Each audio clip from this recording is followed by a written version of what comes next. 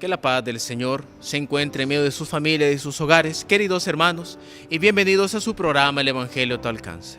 Hoy jueves de la segunda semana del tiempo ordinario y celebrando la memoria obligatoria de Santa Inés, Virgen y Mártir, vamos a reflexionar el Evangelio según San Marcos en el capítulo 3, versículos del 7 al 12. En aquel tiempo, Jesús se retiró con sus discípulos a la orilla del mar, seguido por una muchedumbre de galileos. Una gran multitud procedente de Judea y Jerusalén, de Idumea y Transjordania, y de la parte de Tiro y Sidón, habiendo tenido noticias de lo que Jesús hacía, se trasladó a donde él estaba. Entonces rogó Jesús a sus discípulos que le consiguieran una barca para subir en ella, porque era tanta la multitud que estaba a punto de aplastarlo.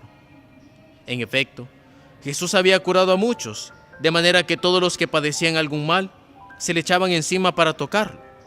Cuando los poseídos por espíritus inmundos lo veían, se echaban a sus pies y gritaban: «Tú eres el Hijo de Dios». Pero Jesús se les prohibía que lo manifestaran. Palabra del Señor, gloria y honor a ti, Señor Jesús. El evangelio de ahora es un evangelio que es continuación de los que habíamos estado escuchando precisamente la semana pasada, en donde encontramos tantas manifestaciones milagrosas, curaciones, liberaciones de poseídos por parte de Jesús, y que ellos profesaban esa fe en el Señor. Y a veces nos parece incluso un tanto paradójico que el mismo enemigo, el mismo ser que intenta por todos los medios estorbar el camino de Jesús, reconozca la divinidad de nuestro Señor Jesucristo.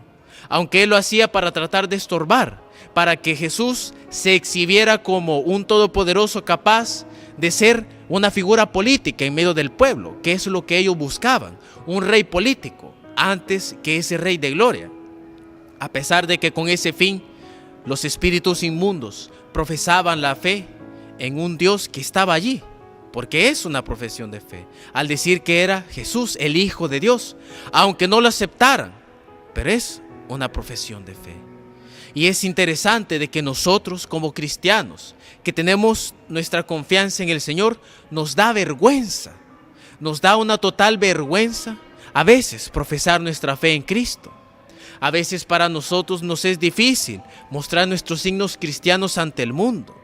Tantos cristianos que cuando pasan a veces por lugares de gente sin fe, esconde la cruz, esconde signos de su fe. Es vergonzoso. O gente que le da vergüenza ir en procesiones, ir mostrando su fe ante las demás personas, porque tienen miedo que se burlen.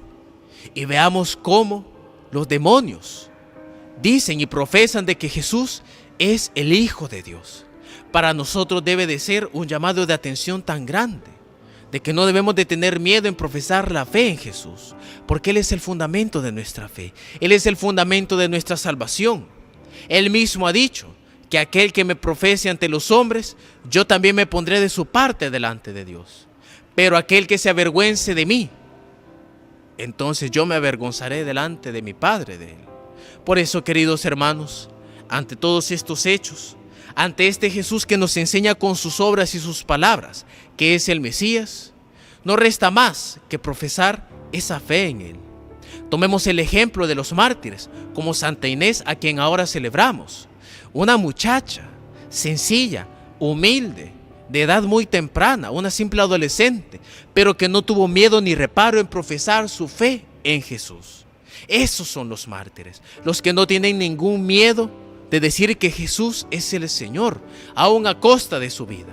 En cambio nosotros, que a veces lo único que vamos a perder es el respeto de unas cuantas personas, de unos cuantos seres humanos, nos da miedo.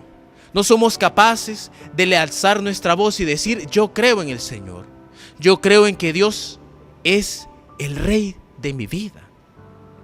Inspirados y pidiendo la intercesión siempre de Santa Inés, que profesó valientemente su fe, pidámosle al Señor que nos infunda en nuestros corazones ese ardiente deseo por profesar la fe en Él.